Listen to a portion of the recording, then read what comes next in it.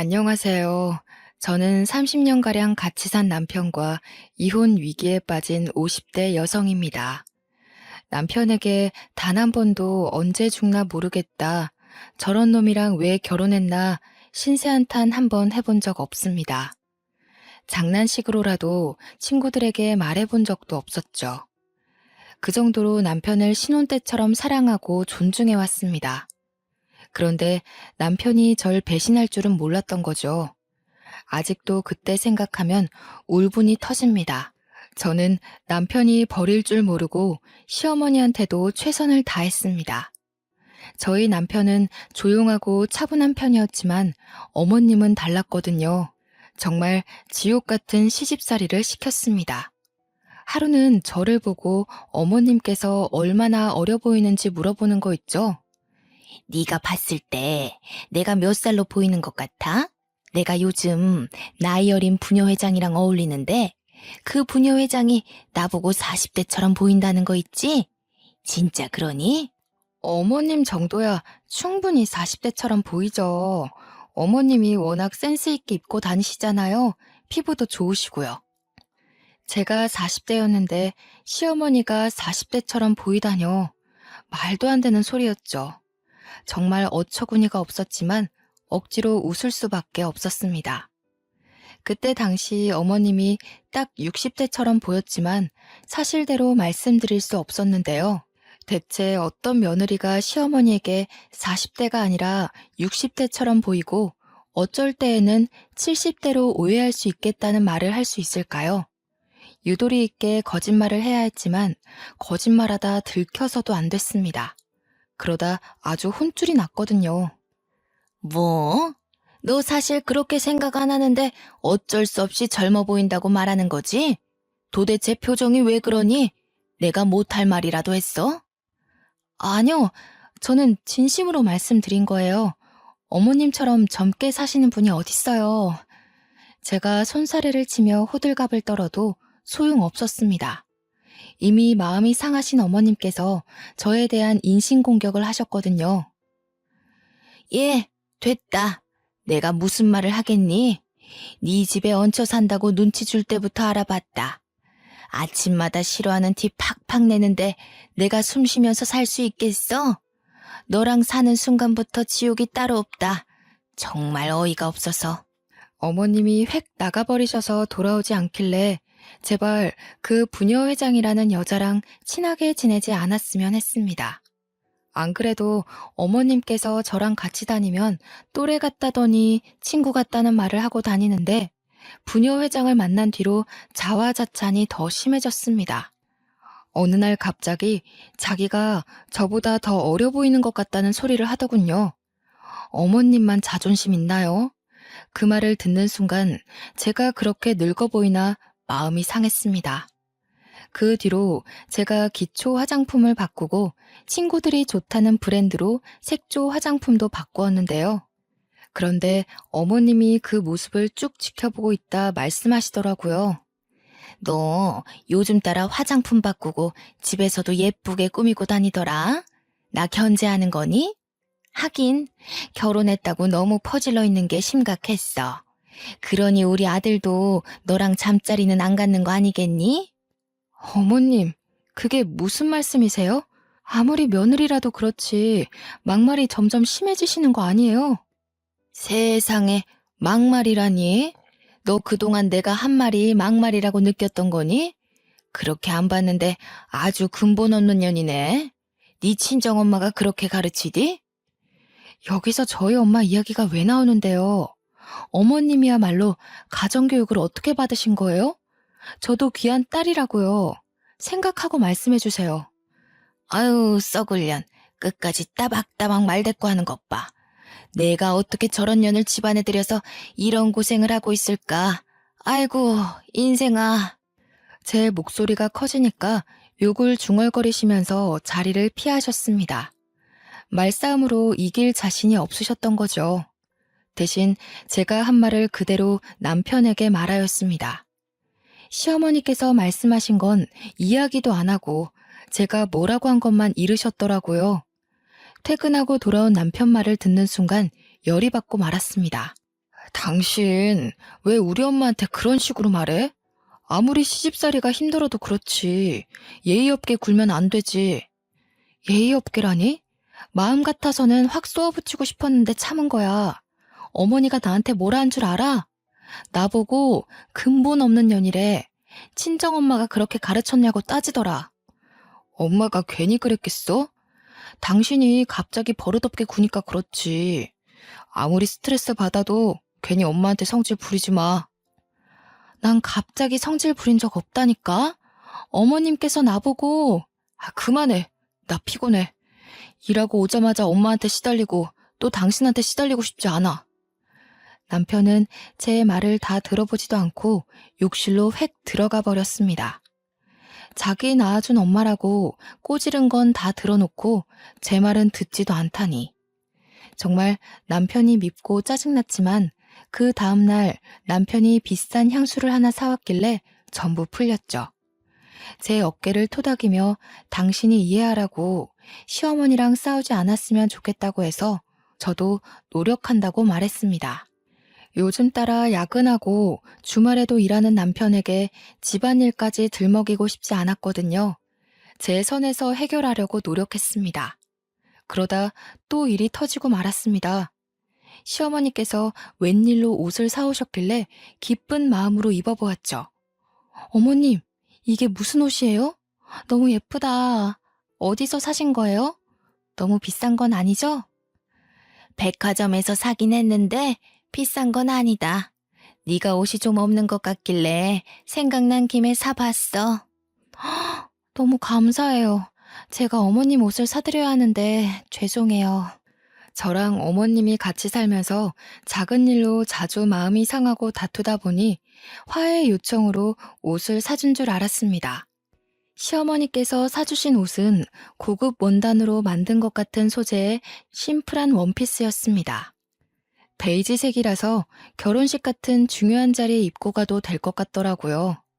여기에 결혼 기념일날 받은 진주 목걸이를 하면 좋겠다 생각하며 설레하고 있었습니다.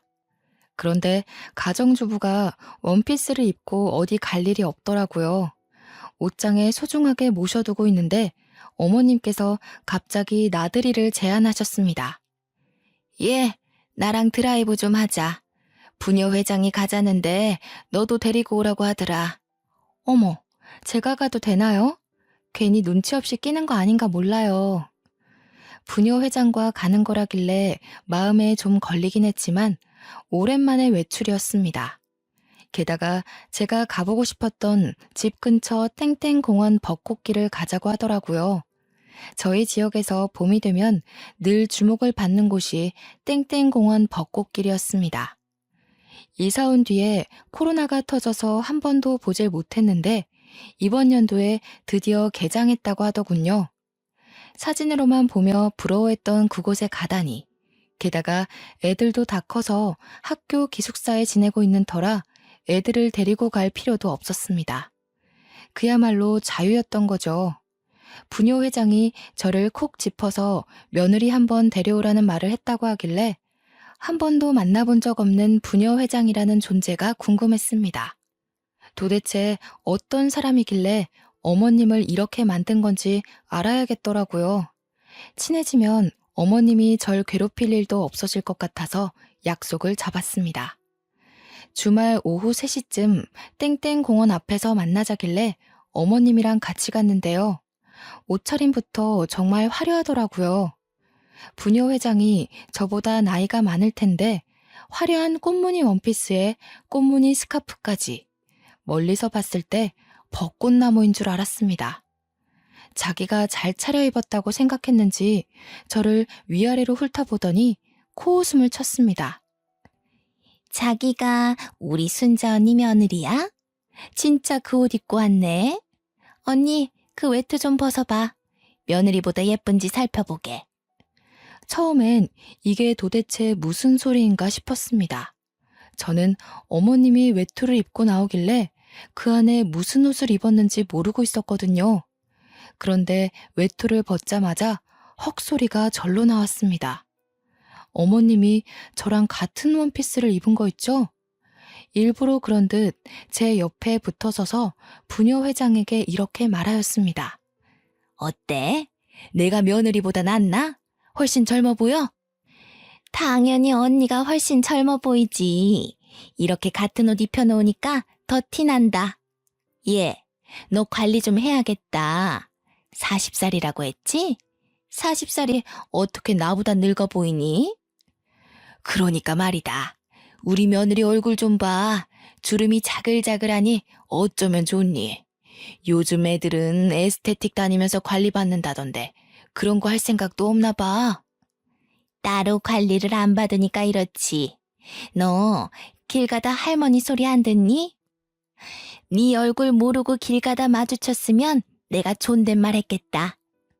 시어머니와 부녀 회장이 이런 식으로 절 꼽주면서 까르륵 웃음을 터뜨렸습니다.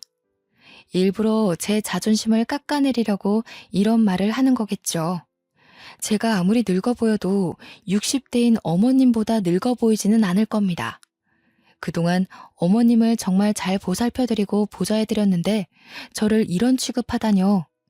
상처받아서 눈물을 흘릴 뻔했습니다.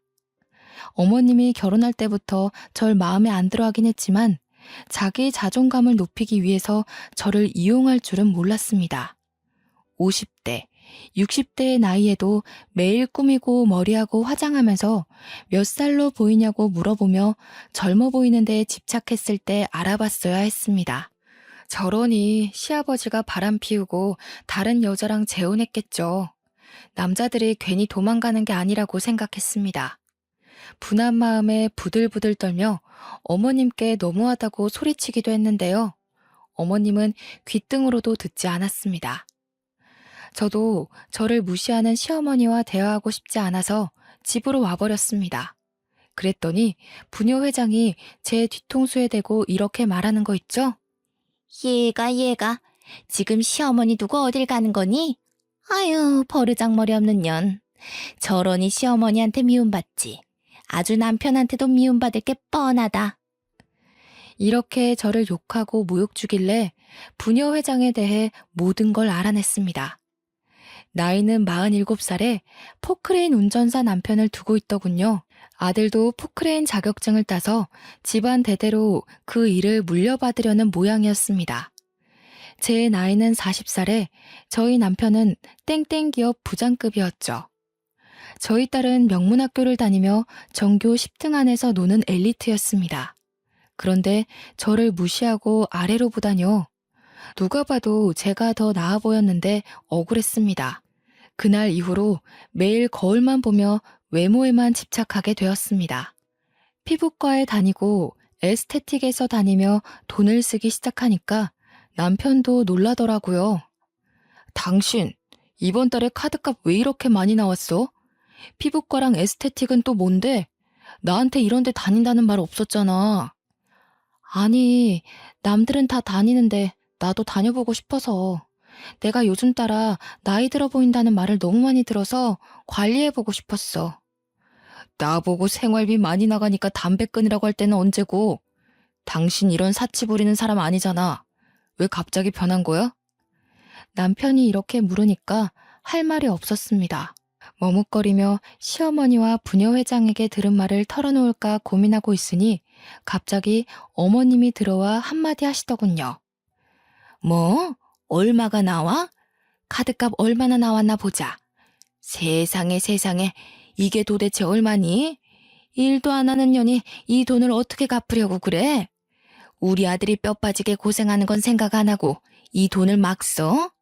어디서 누굴 만나길래 이상한 물이 들어버린 거야? 이상한 물이 들었다뇨.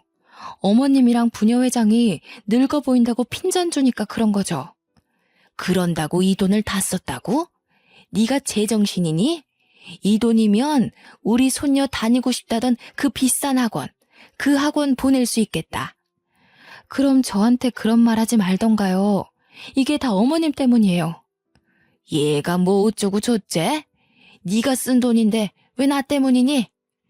제가 눈물을 터뜨리면서 말하는데도 쎄했습니다. 남편 표정이 눈에 띄게 굳어졌거든요. 하긴 제가 남편이라도 지금 이 상황이 어이없을 겁니다. 한 달 생활비의 2배를 자기 꾸미는 데 써놓고 시어머니 탓을 하다니. 욱하는 마음에 내뱉어 놓고 아차 싶었습니다. 다른 방법으로 남편에게 말해서 이 갈등을 풀어갔어야 했는데 그러지 못했죠. 남편이 저에게 매우 실망했다며 신용카드를 내놓으라고 했습니다. 당신 수상해. 평소에 이런 적 없잖아. 자기가 써놓고 엄마 탓하는 게 말이 돼? 내가 앞으로 현금만 줄 테니까 신용카드 내놔. 이러다가 우리 집 거덜나겠어. 안 돼. 우리 소윤이 교육비랑 우리 생활비 쓰려면 신용카드는 좀 써야 돼. 다음부턴 안 그럴 테니까 내 말 좀 들어주라. 이번 한 번만 그런 거라니까. 제가 남편에게 사정하니까 시어머니가 한마디 거들었습니다. 집안을 뒤흔들 정말 충격적인 거짓말을 내뱉고 말았는데요. 한 번은 무슨, 절대 봐주지 마라. 얘 밖에서 남자 만나나 본데 잘 지켜봐야겠더라. 요즘 따라 꾸미고 밖에 자주 나가더라. 뭐? 그게 무슨 말이야? 당신 요즘 누구 만나러 다녀? 정말 눈앞이 아찔해졌습니다. 남편 눈빛을 보아하니 어머님 말을 있는 그대로 믿는 것 같더라고요. 저를 뚫어져라 쳐다보더니 집안 구석구석을 살펴보고 있었습니다.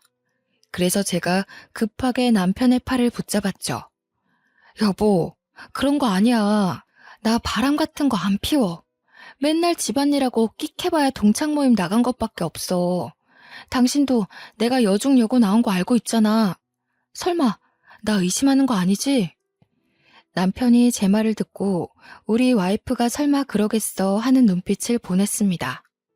그것도 잠시 어머님이 또 말도 안 되는 말을 꺼내길래 억장이 무너지고 말았습니다. 그걸 어떻게 믿니? 네 동창이 소개시킬 수도 있는 거고 인터넷을 만날 수 있는 건데. 어머님이 보셨어요? 제가 남자 만나거나 바람 피우는 거 보셨냐고요?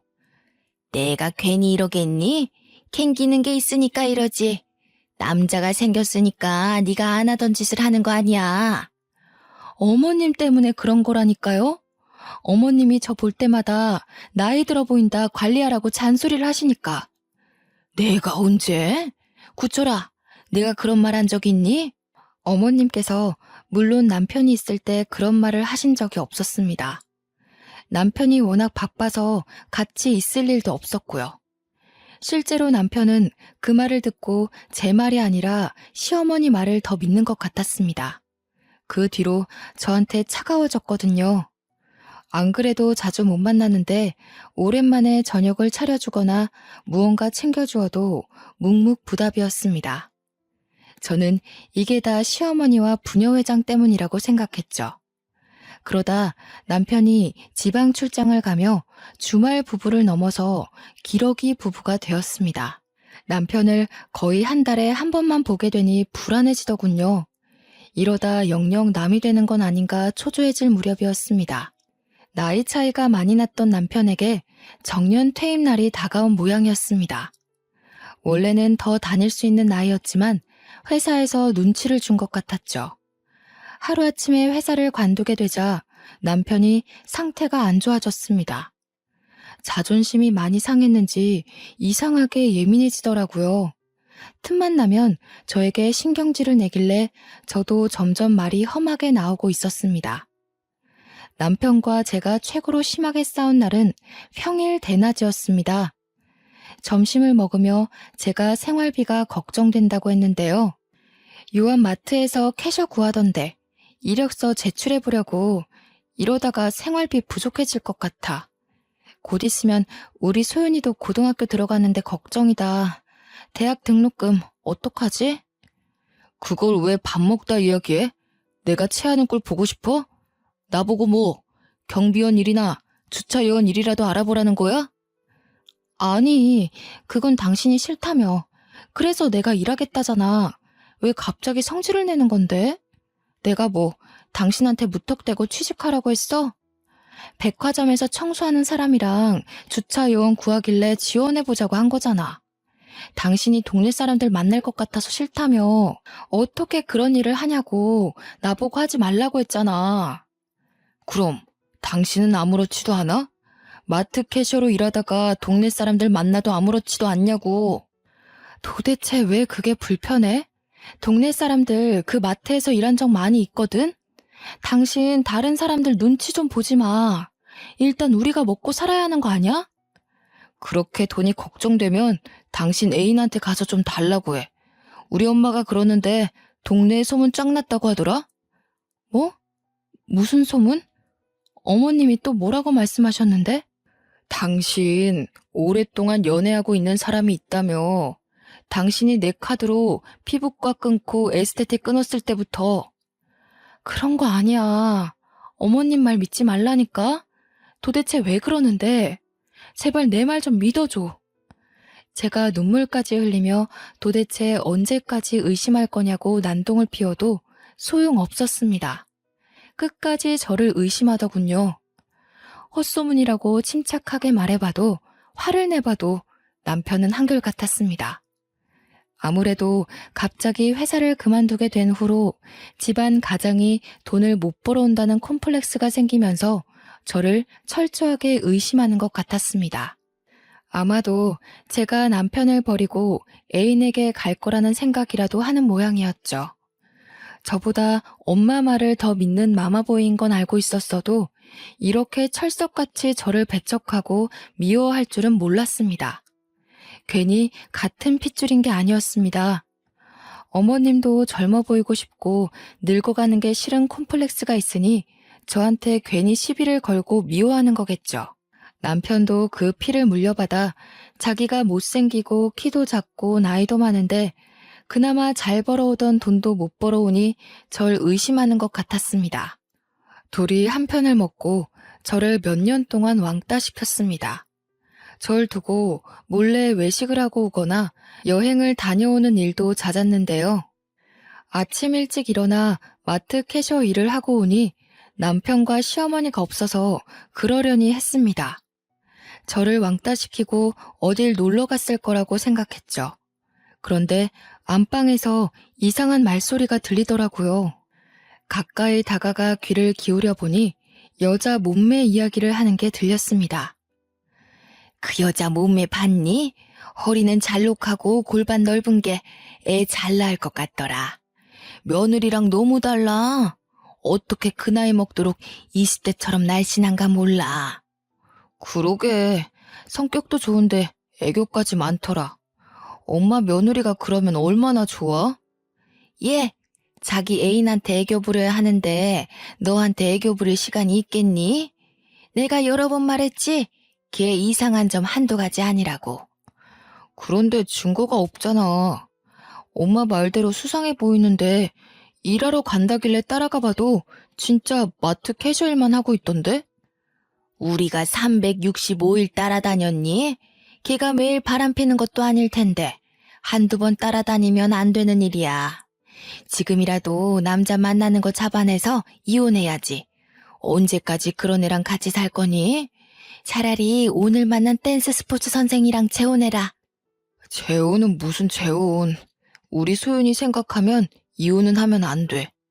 요즘 이혼이 별거 아니라고 하지만 동네에서 우리 집 이혼했다고 소문났을 때 나도 너무 힘들었어. 그때 엄마도 힘들었잖아. 걔 딸이라면 아주 사족을 못 써서 이혼해도 꽁꽁 숨기고 있을 거다. 그럼 며느리가 바람 피우는 것처럼 몰래 만나보던가. 뭐? 어떻게? 이러면서 시어머니가 남편에게 말하는 목소리가 작아지길래 심장이 빠르게 뛰었습니다. 남편과 어머님이 도대체 무슨 말을 하고 있는 걸까요? 죄 없는 저를 두고 남자 숨기고 있다고 의심하고 힐난하는 것도 모자라 저 몰래 바람까지 피우려고 작전을 세우고 있었습니다. 저는 남편이 댄스 스포츠를 배우러 간 사실도 모르고 있어서 얼른 안방문을 열고 들어가 보았죠. 제 예상대로 남편과 시어머니가 저를 보고 놀라서 눈을 동그랗게 뜨고 있었습니다. 아유, 깜짝아. 얘가 왔으면 기척이라도 낼 것이지. 왜 말도 없이 문을 열어? 어머니, 방금 무슨 말씀하시는 거예요? 댄스 스포츠가 뭐요? 지금 저 몰래 저희 남편 바람 피우라고 여자 소개시켜 주려는 거예요? 뭐? 이게 미쳤나? 내가 무슨 치매라도 걸린 줄 알아? 이게 다 너 때문 아니니? 우리 아들이 요즘 죽고 싶다는 말을 자주 하길래 병원에 가봤더니 우울증이라고 하더라. 너는 우리 아들이 이렇게 되도록 뭐 했니? 설마 또 남자 만나고 온 거야? 남자라뇨. 어머님이랑 당신 둘 다 이상해. 내가 아니라고 몇 번 말해야 돼? 나는 한 번도 바람 피운 적 없다고. 남편만 병원에 갈 게 아니라 어머님도 병원 가봐야 할 것 같아요. 둘 다 아주 미친 것 같아. 봐봐라. 이렇게 이상한 또라이 취급하면서 끝까지 바람 피우는 거 숨기는 거. 너 같은 것은 지금 당장 이혼당해서 혼쭐이 나봐야 한다. 손녀딸만 아니었음 이 집에서 내쫓겼다고. 저도 소윤이만 아니었으면 바로 이혼했어요. 도대체 언제까지 저 의심하실 건데요? 아니라고 하면 믿어야죠. 쫓아다녀봤는데 남자 만나는 거 못 봤으면 믿으셔야 하는 거 아니에요? 이게 어디까지 엿들은 거야? 더러운 쥐새끼 같은 년. 너 같은 년 때문에 우리 아들이 이 모양 이 꼴이 된 거야. 우리 아들이 바람 피워도 넌 할 말도 없을 것이다, 이 더러운 거사. 어머님이 저한테 삿대질을 하며 입에 담을 수 없는 욕을 내뱉었습니다. 물론 저도 욕하지 말라면서 뭐라 소리를 질렀죠. 그동안 쌓인 스트레스가 쌓여서 제가 뭐라 했는지 기억도 나지 않았습니다. 정말 미친년처럼 고함을 지르고 눈물을 흘렸던 것 같아요. 지금 생각해보면 남편이랑 시어머니가 병원에 가야 하는 게 아니라 제가 가야 했습니다. 마음속에 곪은 상처가 많이 있어서 툭 하면 눈물을 흘렸거든요. 저는 친정이 제주도라서 갈 도리도 없었습니다. 마트 캐셔 일을 하면서 모은 돈으로 친정으로 가서 돌아오지 말까 생각도 해보았는데요. 기숙사 생활을 하며 인서울을 목표로 하고 있는 제 딸이 걱정되더라고요.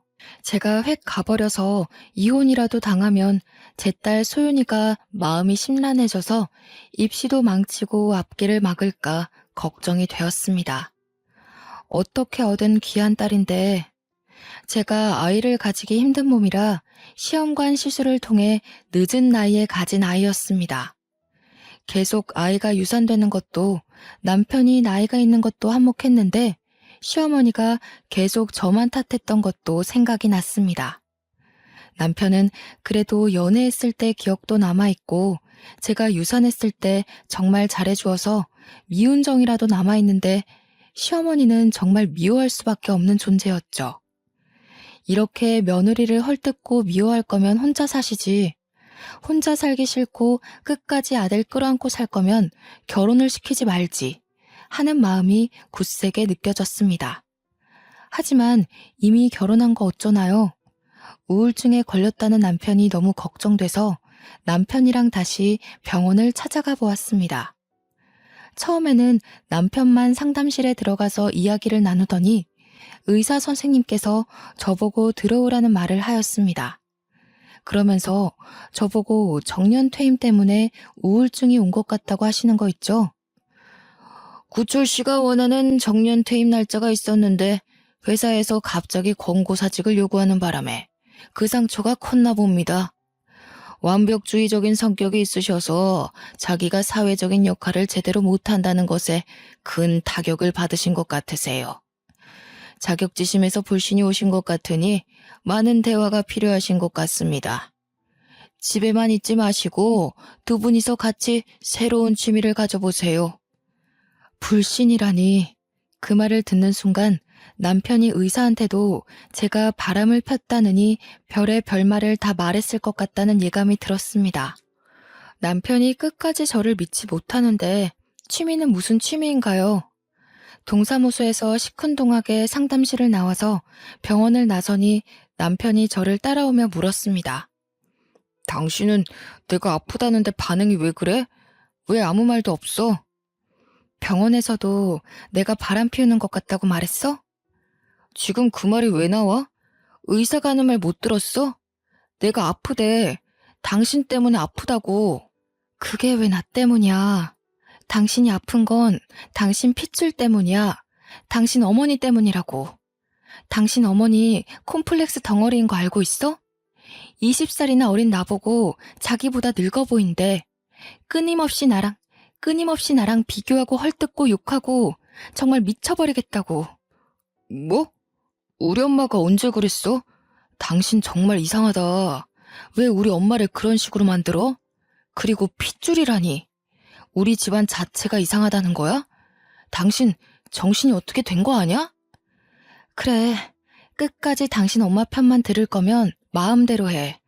당신 마음대로 나 의심하고 당신 마음대로 바람 피우라고. 댄스 스포츠인가 뭔가 하는 그년하고 만나든가 네 멋대로 하라고. 저는 그날부터 남편을 포기하기로 마음먹었습니다. 제가 대화하려고 노력하고 해명하려고 애쓰면 뭐하나요? 하나도 믿지 못하고 끝까지 저를 욕하고 손가락질하는데 질려버리고 말았습니다. 이참에 파트타임으로 일하던 마트 캐셔일을 늘려서 일주일에 한 번씩만 쉬고 정신없이 일해보려고 했습니다. 마침 마트 캐셔 직원이 여러 명 관두는 바람에 다른 시간대도 일해달라는 부탁을 받은 참이었거든요. 집안일은 머릿속에서 지우고 우리 딸을 위한 목돈을 모아둘 작정이었습니다. 그렇게 의도적으로 남편에게 외면하고 있었는데요. 2개월 정도 지날 무렵 캐셔일을 하고 돌아와서 집안일에 손을 대기 시작했습니다. 밀린 빨래를 모아 하려는데 남편 와이셔츠가 웬일로 나와 있더라고요. 이제 남편이 와이셔츠 입을 일이 없을 텐데 이상한 생각이 들어서 얼른 들어올려 이곳저곳을 살펴봤습니다. 옷깃 근처에 빨간색 립스틱이 묻어있는 것도 모자라 옷에서 여자 향수 냄새가 나더군요. 그때 이성을 잃고 남편에게 전화해 바로 집으로 돌아오라고 했습니다.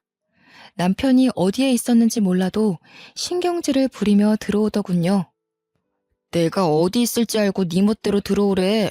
내가 당신 아들이야? 당신 이건 뭐야? 이 와이셔츠 뭐냐고. 여기 묻어있는 립스틱이랑 향수 냄새 뭔지 설명해봐. 나 댄스 스포츠 교실 다니는 거 알고 있잖아. 파트너가 여자니까 립스틱도 묻고 향수 냄새도 좀 묻을 수 있지. 갑자기 왜 나한테 지랄이야? 괜히 일 힘들어서 짜증 부리는 거지? 뭐? 지랄? 당신 말이 점점 험해진다? 나하고 갈 때까지 가려고? 바람 피우는 건 당신이면서 나 의심하려고 그러니까 그렇지.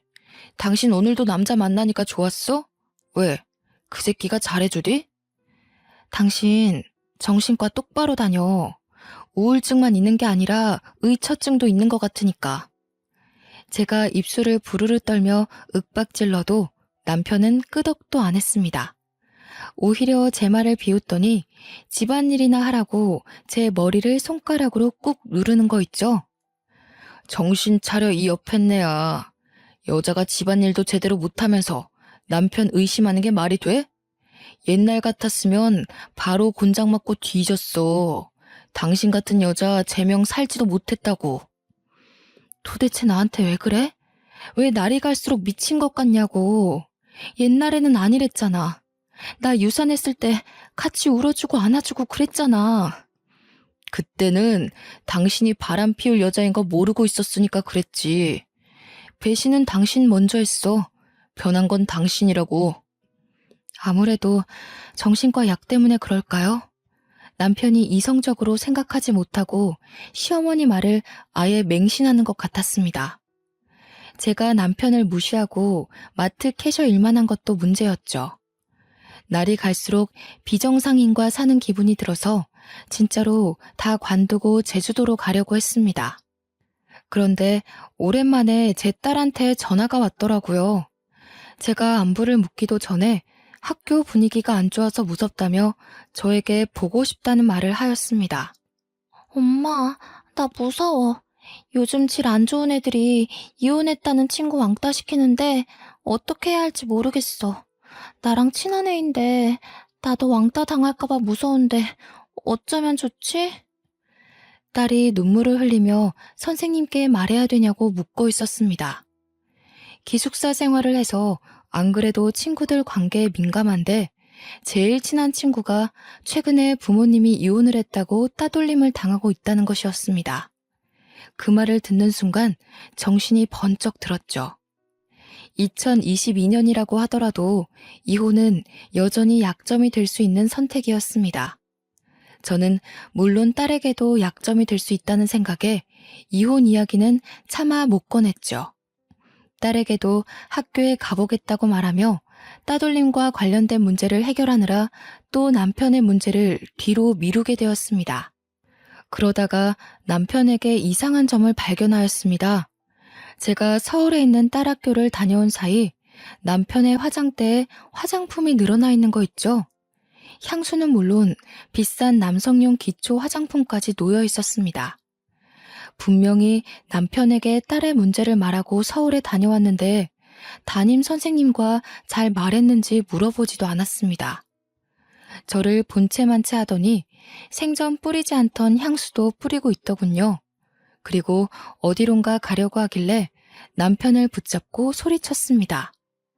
당신 지금 어디가? 내가 서울 다녀온다고 했잖아. 우리 소윤이 걱정은 안 돼? 안 그래도 집도 먼데 왕따라도 당했으면 어쩌려고. 진짜로 왕따 당한 건 아니잖아. 걔 친구가 당한 거라며. 왜 이렇게 호들갑이야? 소윤이가 당한 것도 아닌데 서울까지 간 건 오바라고. 요즘 애들 순식간에 왕따 당하는 거 몰라? 당신 댄스 스포츠에 쏟을 시간 소윤이한테도 좀 쏟아. 애가 울었다고 하면 전화라도 좀 해보라고. 그러니까 누가 서울로 학교 보내래? 공부 잘한다고 명문학교 보낸 건 당신이잖아. 소윤이는 서울에 가고 싶어 하지도 않았어. 당신이 잘 타일러서 보내놓고 왜 그러는데? 내가 괜히 보냈겠어? 나도 무리해서 투자한 거라고. 당신이 언제 소윤이한테 신경이라도 써봤냐고. 당신 아직도 소윤이가 다니고 있는 학교 이름도 모르지? 생일도 까먹고 있지. 지금 그게 중요해? 난 소윤이한테 부끄러운 짓 한 적 없어. 근데 당신은 했잖아. 대놓고 속이고 남자 만나고 즐겨놓고 무슨. 남편이 이렇게 말하고 현관문을 쾅 닫고 나가버렸습니다. 보나마나 댄스 스포츠 교실을 간 것 같길래 제가 쫓아가 보았죠. 여자를 만나서 데이트하거나 여자 집에 들어갈 줄 알았는데 제 예상과는 다르게 댄스 스포츠 교실로 들어가 수업을 듣고 있었습니다. 선생님처럼 보이는 남자의 지도에 따라 자세를 잡고 춤을 추길래 제가 괜한 의심을 했나 싶었습니다. 저한테 모진말을 한 것도 마음이 고장나서 그런 거 아닐까 하는 생각에 아주 잠시 스쳐 지나갔는데요.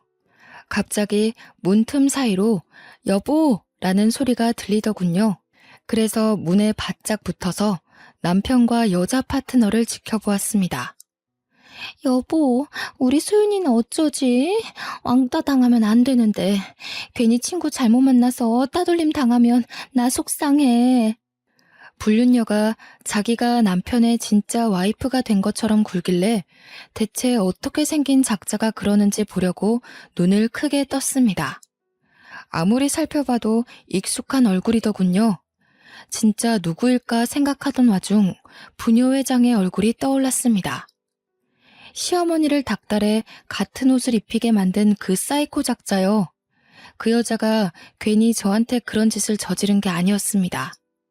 제 인생이 탐나고 질투나니 어떻게든 빼앗고 망치려고 한 것이었습니다. 제가 충격을 받아 멍하니 서 있으니 남편이 부녀회장보다 한술 더 뜨더군요. 절대 왕따 안 당해. 우리 소윤이가 누구 딸인데 왕따 당하겠어? 왕따 당하더라도 걱정하지 마. 내가 당장 달려가서 혼내줄 테니까. 서울에 있는 땡땡 학교까지? 당신 안 그래도 바쁜데 어떻게 거기까지 가? 요즘 땡땡 기업 바쁘잖아. 당신이 거기서 일 제일 잘해서 사람들이 당신만 찾는다며. 딸 문제 때문에 연차 쓰면 사람들이 이해해줘야지. 뭐라 항의하면 자르면 돼. 어머, 우리 오빠 대단하다. 오빠랑 결혼하길 너무 잘했어. 남편과 불륜녀가 말하는 대화는 전혀 사실이 아니었습니다. 불륜녀가 진짜 와이프고 수윤이가 자기 친딸인 것처럼 구는 것부터 거짓이었죠. 게다가 남편이 소윤이를 생각하는 것도 거짓, 아직 땡땡 기업에 다니고 있는 것도 거짓이었습니다.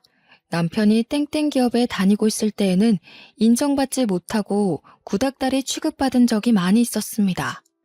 남편이 바람 피운 이유는 불륜녀가 남편의 환상을 채워줘서일까요? 댄스 스포츠 회원들이 남편과 불륜녀를 부러워하며 동경하는 눈빛을 보내자 남편의 어깨가 절로 올라가 있는 게 보였습니다. 회원들도 남편과 불륜녀가 부부인 걸로 알고 있더라고요. 자연스럽게 제 딸 소윤이 이야기를 꺼내며 문제가 얼른 해결됐으면 좋겠다. 그건 그렇고 전부터 둘이 인꼬 부부 같아서 부러워하길래 허탈한 웃음이 절로 나왔죠. 게다가 더 충격적인 말이 회원들의 입에서 나오고 있었습니다. 그리고 이번에 늦둥이 생긴 거 참 축하해요. 이 나이에 아주 기적이야, 기적. 맞아요. 아들 갖고 싶다고 노래를 부르더니 결국 생기네. 가만 보면 둘이 바라는 대로 다 되는 것 같아.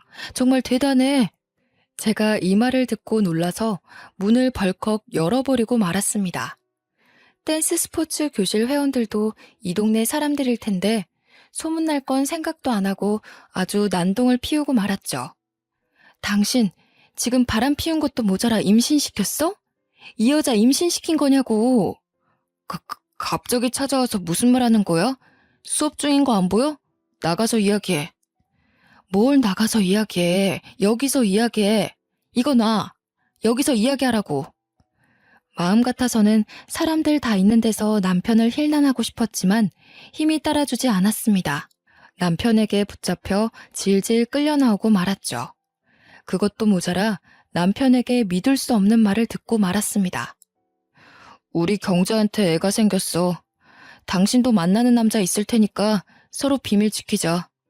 안 그래도 소윤이 친구가 이혼 가정이라고 왕따 당했다며? 나도 우리 소윤이 왕따 당하는 거 원치 않아. 소윤이 대학 갈 때까지 비즈니스 커플로 남게. 내가 몇 번을 말하면 믿을래? 내가 결백하다는 거 죽은 다음에 믿으려고? 난 결백해. 내 이름 걸고 우리 엄마 이름 걸고 우리 소윤이 이름 걸고 단 한 번도 바람 피운 적 없다고. 당신 나중에 후회하지 말고 지금이라도 무릎 꿇고 싹싹 빌어. 빌긴 뭘 빌어? 내가 미쳤다고 배신자 앞에서 무릎 꿇을 것 같아? 나한테 바람 피울 구실 준 건 당신이야. 당신 이러는 거 점점 심해지는 것 같아. 약 제대로 먹고 있어? 병원 다니고 있는 거 맞는 거야? 이 여편네가 이제는 날 정신병자 취급하고 있네? 야, 너야말로 정신 차려. 남자라면 아주 사족을 못 쓰는 년 주제. 그 말을 듣는 순간 머릿속이 새하얘졌습니다. 눈물이 와르르 쏟아지면서 다리에 힘이 풀리더군요. 제가 풀썩 주저앉았는데도 남편이 미친년, 나쁜 년, 안 되려고 연기하네라며 상스러운 욕을 하길래 제가 이혼하자고 소리쳤습니다. 남편이 조용히 하라고 동네 창피하다고 하길래 교실 안으로 달려들어갔죠. 그리고 있는 힘껏 목소리를 높였습니다. 저기요, 지금 이 둘이 진짜 부부 같죠? 이 여자는 불륜녀예요. 정신 아픈 우리 남편 갖고 놀다가 내 자리 뺏으려는 불륜녀라고요. 지금 이 여자가 당신들한테 말한 거 다 거짓이에요. 허세라고요. 울 남편이 땡땡 기업 그만둔 지가 언젠데 뭐가 어째? 우리 딸 얼굴은 알고 있니? 감히 우리 딸 이름을 들먹여. 내가 어떤 고생을 하고 사는지 알고 있어? 알고 있냐고. 제가 불륜녀 머리채를 붙잡고 난리를 치니까 남편이 저를 떼어내려고 했습니다. 초인적인 힘을 발휘해 불륜녀에게서 안 떨어지려고 하니까 남편이 욕을 하더군요. 그래서 확 불륜녀 머리채를 놔버렸습니다. 불륜녀는 당연히 엉덩방아를 찌으며 눈물을 흘리더라고요. 저는 불륜녀가 생쇼를 하며 눈물을 흘리던 말던 남편 뺨을 후려쳤습니다. 거기서 끝내지 않고 경찰을 불러 이 두 놈이 가족을 버리고 붙어먹더니 임신까지 했다고 일러 바쳤습니다. 경찰은 이걸 어떻게 해야 하나 난감해하는데 불륜녀가 시치미를 떼더라고요. 애는 무슨 애요? 저희는 그냥 수업 같이 듣는 사람인데 갑자기 찾아와서 제 머리채를 잡아 뜯었어요. 그냥 미친년 같다고요. 아, 그래? 그럼 이 회원들이 들은 말은 뭐지? 경찰 아저씨, 회원들한테 물어봐요. 이 여자 배 쓰다듬으면서 뭔 말했는지. 그, 그걸 왜 물어봐요? 그런 건 물어보지 마세요. 친하지도 않은 사람들인데, 왜? 아, 그러면 물어보지 말고 바로 병원 가보자.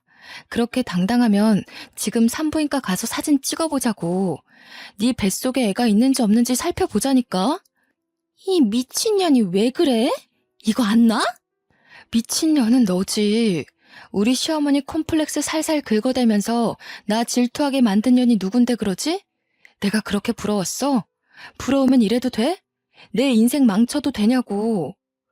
제가 불륜녀 팔을 세게 잡아당기며 광분하니까 경찰들이 뜯어 말렸습니다. 이런 건 경찰 소관이 아니라서 이혼 소송하고 위자료를 요구해보라는 거 있죠? 정말 억울했지만 경찰들이 하라는 대로 해야죠. 어쩌겠어요. 경찰들이 각자 집으로 데려다 주겠다고 하길래 그 자리가 파토나고 말았습니다. 그 뒤로 동네에 남편이 바람 피우는 게 소문났지만 남편의 뻔뻔함은 사라지지 않았습니다. 불륜녀와 함께 아예 다른 지방으로 이사가서 집에도 찾아오지 않았죠. 저는 제 딸 소윤이가 대학에 입학할 때까지 참았습니다. 안 그래도 소윤이가 해외 대학으로 목표를 바꿔서 제가 이혼해도 괜찮을 거라고 생각했거든요. 실제로 제 딸이 영국에 있는 임페리얼 칼리지라는 대학에 입학하게 되었습니다. 그 소식이 들리자마자 남편에게 이혼 소송을 걸었죠. 동네에 소문난 것도 있었고 댄스 스포츠 교실 회원과 선생이 증인이 되어 주었습니다. 다행히 법원이 제 손을 들어주었는데요. 남편에게 거액의 위자료를 주었지만 영국으로 해외 유학 간 딸을 둔 저로서는 참 부족해 보였습니다. 드라마 보면 위자료 받고 떵떵거리며 살던데 저는 여전히 마트 캐셔 일을 하고 있었죠. 덕분에 제 마음이 날이 갈수록 피폐해지고 있었습니다. 밤낮 없이 일을 하고 있던 어느 날 제가 퇴근하고 돌아가는데 멀리서 익숙한 실루엣이 보이더라고요.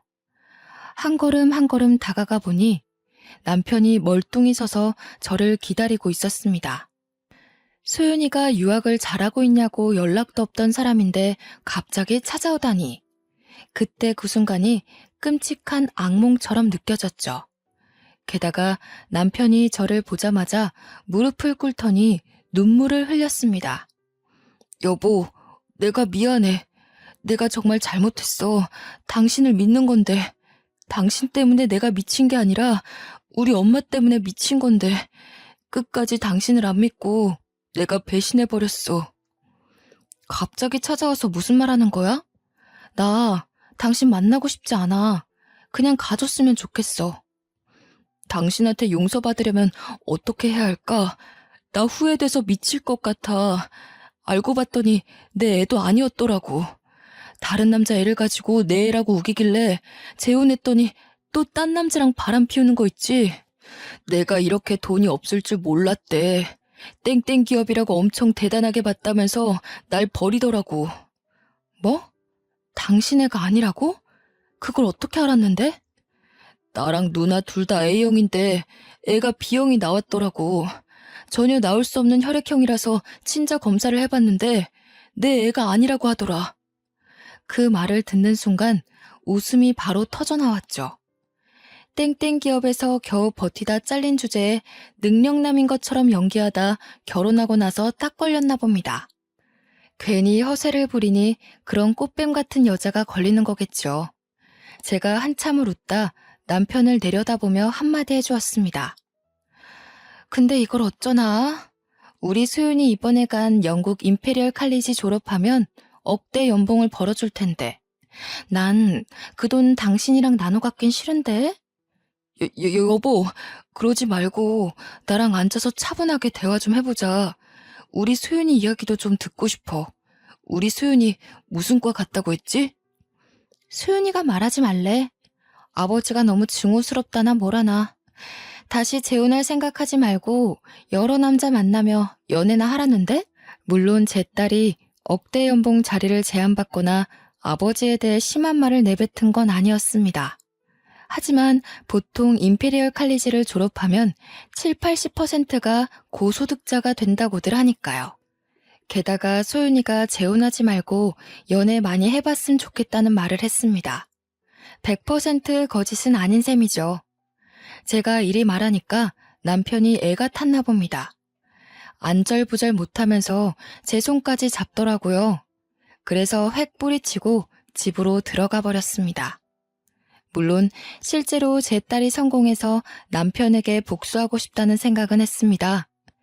신께서 이 소망을 들어주셨는지 제 딸이 졸업할 무렵 좋은 취업 자리가 들어왔습니다.